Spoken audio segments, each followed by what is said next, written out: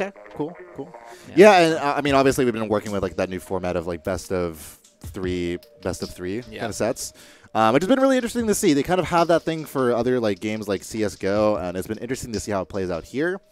Especially like showing like how much a team can master one mode over the other. I think it's like just in general, especially what they're doing, the Beakon map list is condensed in the first place, so it really shows who's mastered what they practice. Yeah, no, and I think that's a huge reason why I'm like really about this like tournament and how it's been so far is it's given the players an adequate enough chance to prepare properly for all these things, as well as acknowledge that some maps are better suited for competitive play than others, which I think is really good considering we have 4 modes and how many maps now? 16, 18, no, there's 17 27? Right now, okay, yeah, fair.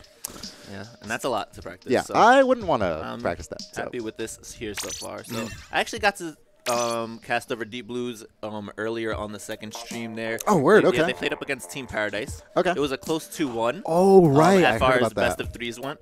Yeah. So that was actually really good for them. Yeah. I believe, they lost the first one, but they came back pretty strong. So. Yeah, no, I heard a lot of good things about just the set from between Team Paradise and Deep Blues in general. And I know Team Paradise is playing it out, duking it out in losers, and I wonder who they're actually playing right now. They're playing Tempest. Okay, interesting. Yeah, no, I'm really curious to see like where that goes because I know obviously Dude's made literally top 3 at every single LAN so far, and now he's in the losers bracket gauntlet. I don't know what his biggest losers run has been, but starting off in losers round 1 is definitely not a part of the plan. Yeah, for sure. And I don't think I've seen him actually start in that position before. So it'll be interesting to see how they play. managed to get past losers around 1, at least so far. They beat Komodo Clockwork. Oh, shoot. And that was like, actually, they wiped the floor with them. Yeah, I'm pretty they sure. did. Yeah, it was like a 2-0, 2-0. So very quick sets there. Yeah. In terms of talking about this set, though, I mean, obviously we have our map list coming up here. Snapper Canal, I believe, popping up here. Let's go ahead. Yeah, Snapper Canal Lambits is going to be our first map here. Gonna have to ignore those scores for the moment, but the crew's popping in our hearts. Which, by the way, the crew we recently watched them play. They played phenomenally across day 1 and day 2, and unfortunately had to bow out recently. But, that being said, let's go ahead and get into the winner semifinals matchup with Saikai and Deep Blues duking it out. These are two teams that they haven't played too much, but recently in a Black and Spoon was incredibly close. I heard, and I think during Grand Finals, it was Deep Blues playing the same team, but they lost 4-3 in a best of 7. Yeah, and they looked like they were actually going to take it, and then Saikai just came back on them. So let's see if Deep Blues remembers that and tries to adjust here today. Because we've got Day on that Bamboozler here at the bottom of our screens there, and he was rocking that earlier, doing pretty well, I would say, with it early in the tournament. Yeah, for sure. And so far, we've seen actually a good amount of Bamboozlers actually pop off even on stream itself. So it's been good to see that presence in the tournament by itself. That being said, Umbri on our screens. Regular blaster player from Deep Blues. He's been able to show up consistently both, in their online tournaments. Football right there, Gary. Oh, Jesus. Oh, let's go. Second right there. 30 seconds or so into the game. They've already got a score, but Brandon and the rest of Saikai are trying to come back into this here. But, yeah, Day shuts that down pretty quick. Yeah. And I one thing to notice more and more as we go towards the winter semis and towards grand finals closer and closer is how much these top teams are playing around the number 9 with the Clan Blitz and how to not expose themselves as much, because that's something that maybe isn't picked up on as much is playing around with the clans they're playing. Oh, goodness gracious. Playing around with the number of clans they have and even throwing the football around. You see that a lot more among top play, and as well as coordinating specials so well with, being able to throw that football at the barrier, but what do they have to follow that up with? Yeah, they don't even have any clams near the basket at the moment here. Dreas and the rest of the team able to clean them up, and if they can get a lot of clams here quickly before the enemy can respawn, they'll probably have a good push going. They have about 11 between them here, but they're not really anybody with high numbers of clams on their team yet. And that is a fair point. That being said, Saikai moving up the left side. Brandon with the Rapid Blaster. Great weapon, especially for this map, to cover the bridge between the river in the middle.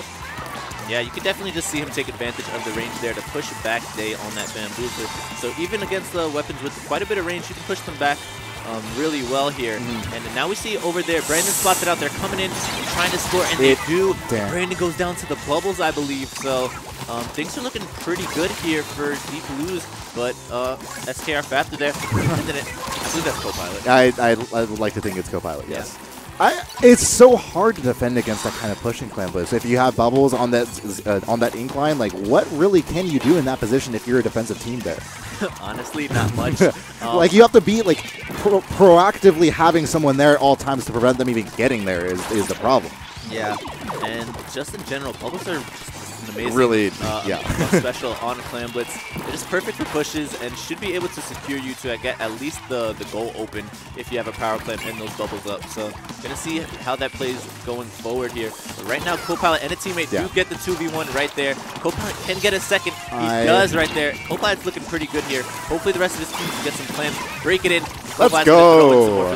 I really love the move to pivot from Copilot, and maybe this was a call out in their voice comms, but pivoting from one point of the map where he realized he's just going after someone that he doesn't need to, pivoting 2v1ing someone and then helping get another kill right next to the barrier, enabling that push in the first place. Great sense of awareness on Copilot's part. Yeah, and Saikai actually managed to get a couple extra points there, so they're looking pretty good right now. Brandon's going to go down, though, but they have a pretty strong lead, I feel, going into this with only 2 minutes or so left. Yeah. The only thing, though, is that Deep Blues does have that power clam. Actually, 2 power clams just from getting the free one. Right, yeah, they're just letting the one chill back there for now. There's no need to really expose 2 members on the map right now, especially like against a team like Saikai. And so for now, I mean, sure, they picked up the 2. Ombri's kind of stealthing around and was expecting to maybe sneak up on them, but no, even with the lack of visibility, he's going to get taken down. Now it's a question for Deep Blues as to whether they can win the firefights, in my opinion, in front of them. Yeah.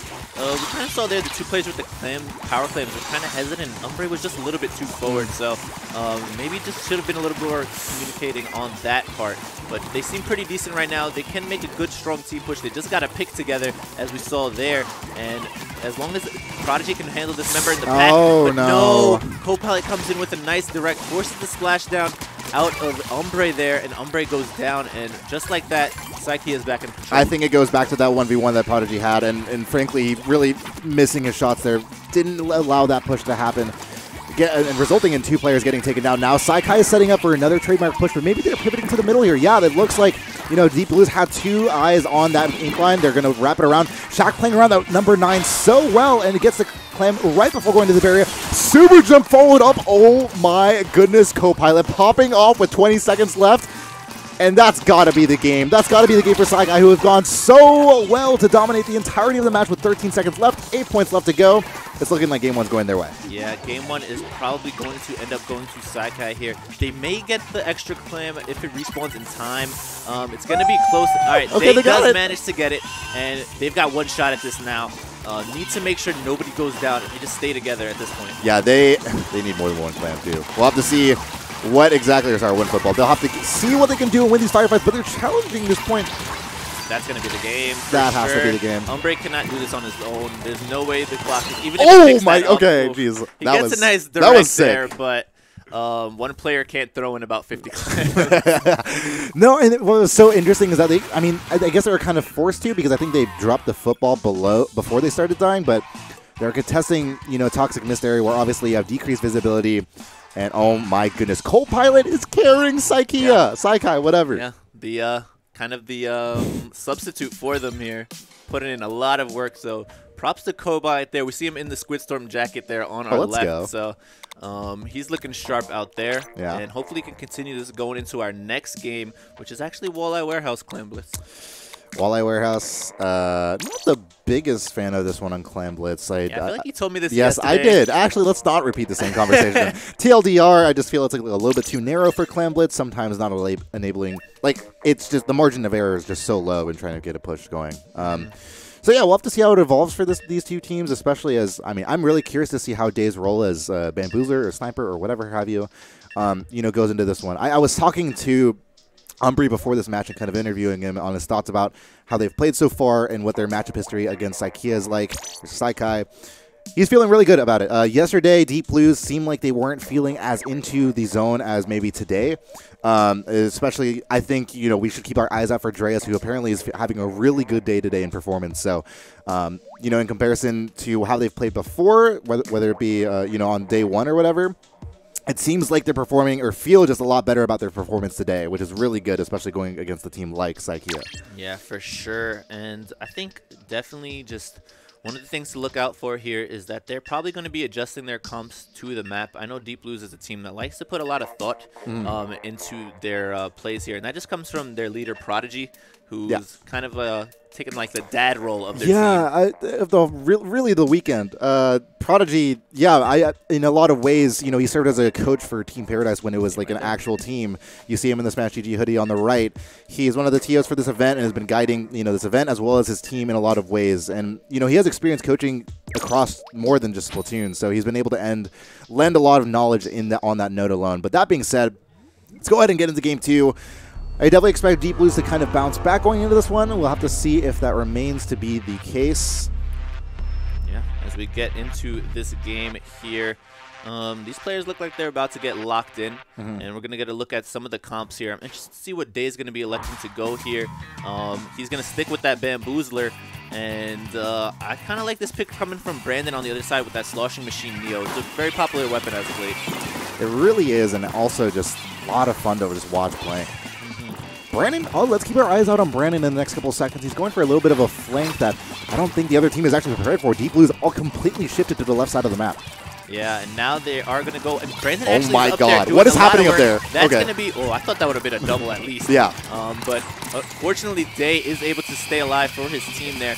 And he's just going to toss a curling bomb under him. I like the play to kind of hold the curling bomb there and make sure there's nobody directly under him. Because as a blaster's there, they can get him pretty easily. Yeah, and I want to note also that Stingray is pretty important because, with the amount of pressure that Brandon was able to put forward, he completely occupied the entirety of the area before the barrier.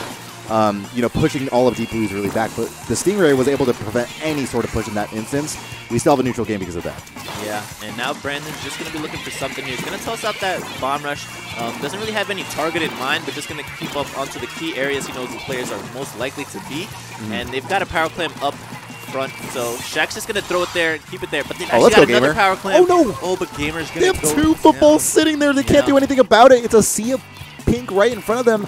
And just too many players on Deep Blues' end to contest that. Unfortunate, really, because we saw Gamer. He had 9. Once again, trademark from Gamer to, approach the number 9 really well. Gets the football in the last second, but still gets caught off guard.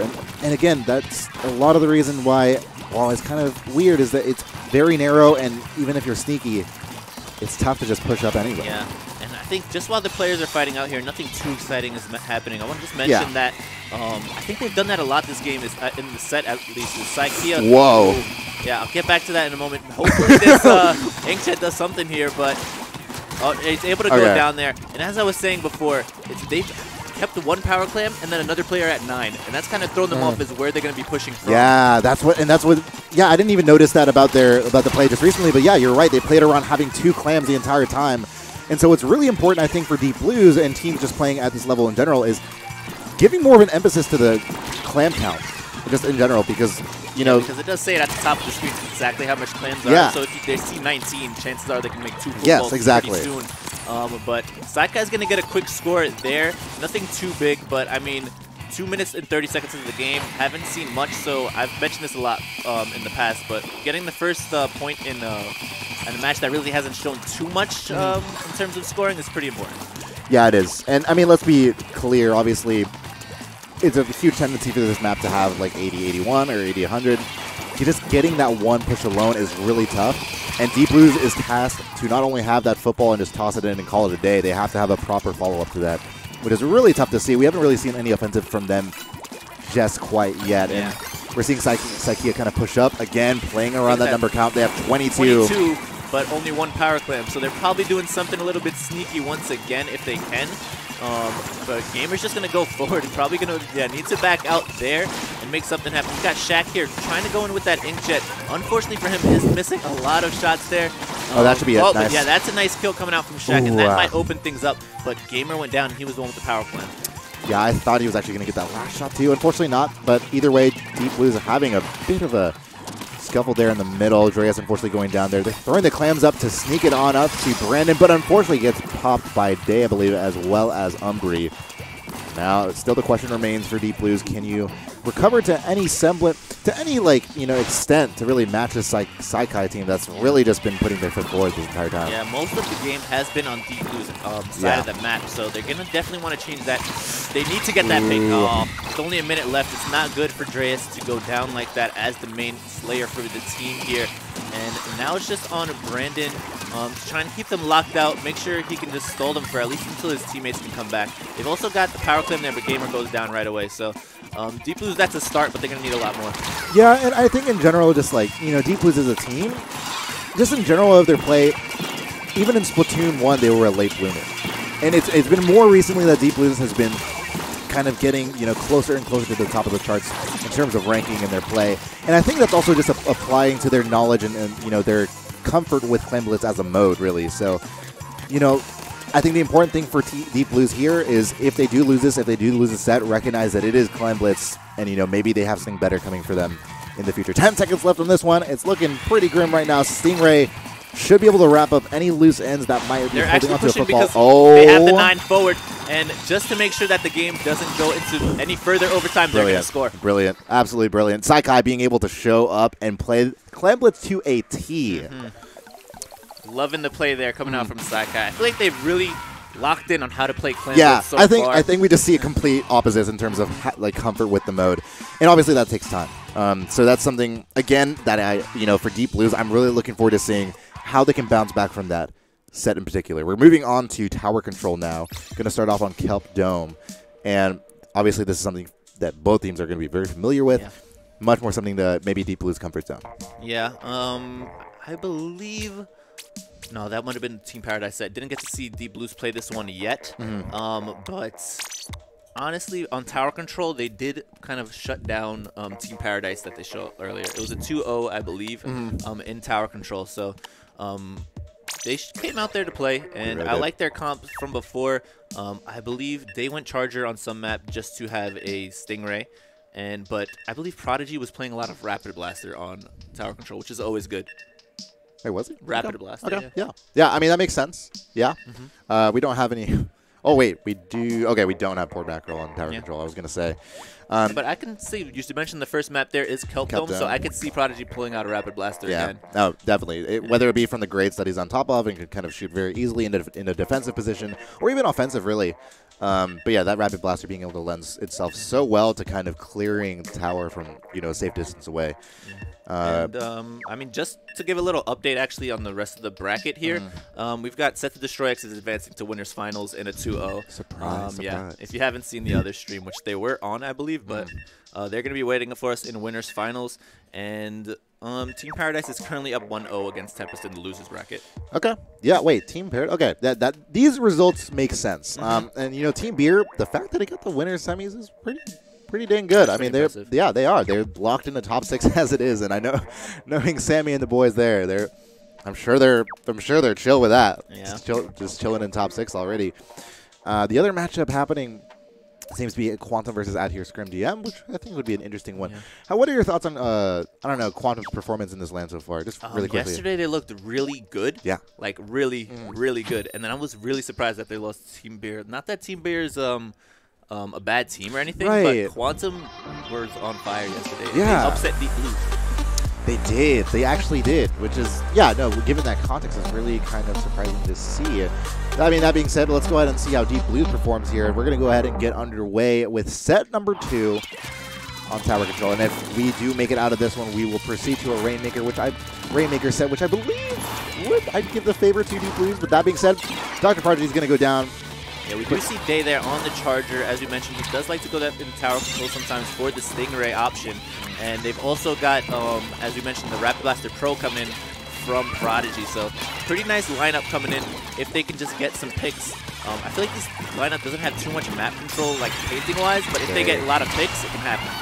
This is a pretty dicey comp. I mean, obviously it plays itself well to tower control. I think that, this wouldn't be really viable otherwise in many other situations, but it's going to heavily rely on their ability to win their fights where they can. Yeah, and right now Umbre was stuck in that Toxic Mist. The Inkstorm is going to come out to push out the team of Saikai there, but Saikai is still on the offensive, and Drace is coming in with a little bit of a flank, but spotted out by Shaq. Shaq's going to be able to clean that up really quickly. Only one left, and it is Day on that charger. They might be able to build up a Stingray to stop the push, but this is looking pretty good for Saikai. Unfortunate, because, I mean, Dreas had all the right ideas in executing that flank, but they just had that Ancient under their sleeves. Maybe something to consider as you're going for a flank is looking at those specials on the top of your screen. But that being said, they haven't been able to come out on top of their 1v1s. They don't have any of the ink available to kind of defend this push. This weapon comp was a dicey pick, and it might have been the wrong one. Yeah, especially when I think maybe it would have worked against anyone but Saikai, because Saikai is so aggressive, and they're able to get picked so well. And they just get all up in your face. And honestly, maybe you want that turf control just to keep them out for a bit. Yep, maybe. I'm hearing some yelling in the venue. Some other match is happening that apparently is pretty good from what I'm hearing. So pretty interesting to see how that one might play out, as we're obviously at a point where Saikai is close to wrapping this one up. Yeah, one more game for Saikai, and that's going to be the end there. It's going to be Inkblot Art Academy. Pretty standard map, but the one thing to mention is that the only way to really push the tower is going to be on that left side. And then I feel like that plays a lot to maybe Brandon's strengths, where he could come in from the right and get a lot of kills. I feel like Brandon's this type of player to do that. Brandon has been one of the players I've just seen as the frontline person. And co-pilot, obviously, because both players have just been really phenomenal.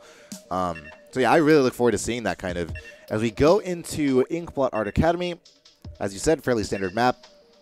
And in that standardness, I hope to see maybe Deep Blues bounce back, because obviously this is not the look you're going for. Especially since I was, told before this match, we're feeling really good. Our momentum, like our mentality right now, doing really good. We're riding on a lot of momentum, and to be met with 3 games in a row lost, not the greatest kind of response to that. Team Paradise in the middle of their set, it seems. Yeah, still in the same spot, 1-0 for them. Yeah. But just a little prediction, if Deep Blues does end up losing the set and Quantum ends up winning theirs, that's going to be a rematch in loser's bracket going on later. It will be. Yeah, it will be Deep Blues versus Quantum, and that one deciding that. Maybe Deep Blues and their chance at revenge, potentially, which will be cool to see. That would be genuinely cool to see, considering I'm sure they weren't expecting that loss. It looks like Deep Blues is kind of smiling, maybe having a laugh, but maybe getting in a good mood before this potentially last game for them as we go on to Tower Control and Inkblot Art Academy. I'm noting right now that the cameras have to be adjusted for Gamer and Brennan, as they're a little bit short. They're a little bit short. Camera's height. Okay. Let's go ahead and get this one started. Yeah, we'll get that ready for Grand Finals if it happens. Yeah. But, yeah. Now we've got Brandon still on that sloshing machine, Neo. I like the pick coming out from him. And so far already, one of the players on the side of Saikai is already down. And that's another. So Deep Blues has a start here. Unfortunately for them, Umbre goes down. I think, that's actually a full wipe technically for Deep Blues. All of the players are respawning. It really is good, but I'm really looking forward to more of a push from Deep Blues in frontline, and the fact that it's Dr. Prodigy and Dreas, the people that don't typically play frontline, pushing this one up. I don't know about this one. We're getting more Deep Blues back. Nice snipe right there, you can tell.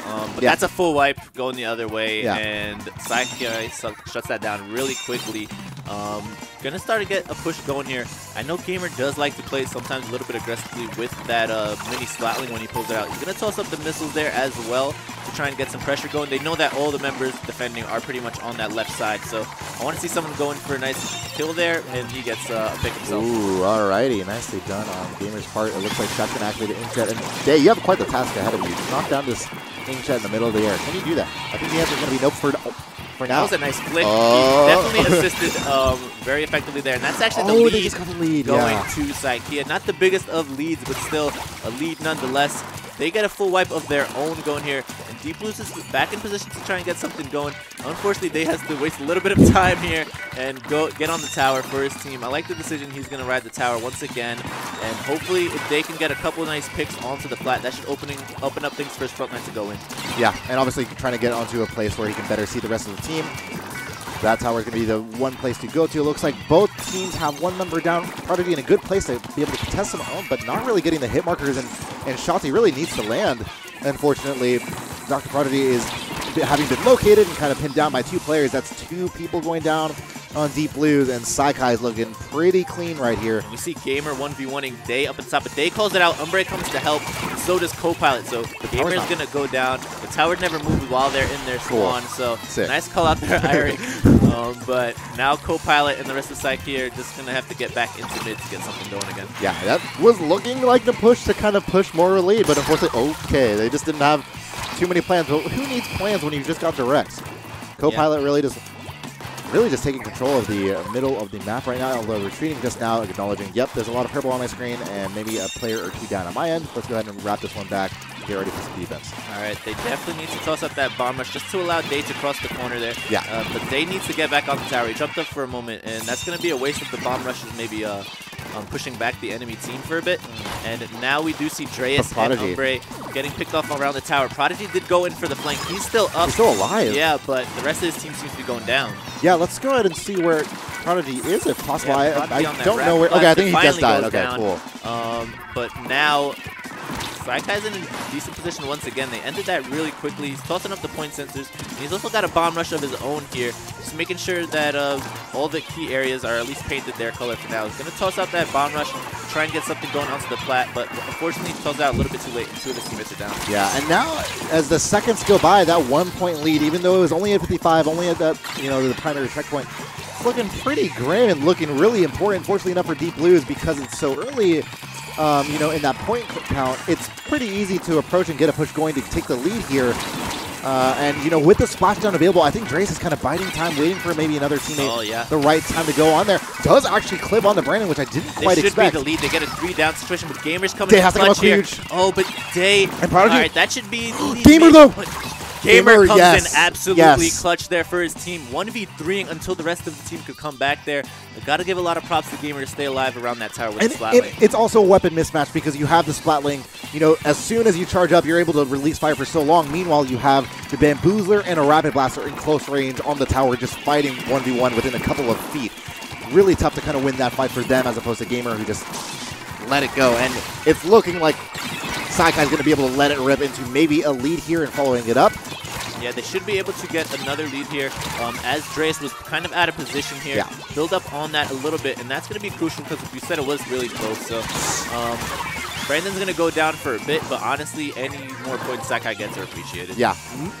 Let us be clear in saying that this is a much better fight put on by Deep Blues, but this game is ticking down, and it's looking like Deep Blues, their story is over for at least the winner's side of the bracket for now. Dr. Prodigy doing what he can to maybe contest this inkjet, but is going to go down to it, and Saikai. It's actually going to be pretty much a full wipe. Brandon's just going to ride it to make sure there's no overtime at all. And Saikai is going to take both sets 2-0. They definitely are, and now maybe looking as they pack up their bags, see what they did wrong and maybe recover from that one. As you said, they're going to be thinking on Quantum in a rematch, and now I'm really curious to see what the result of their last match was.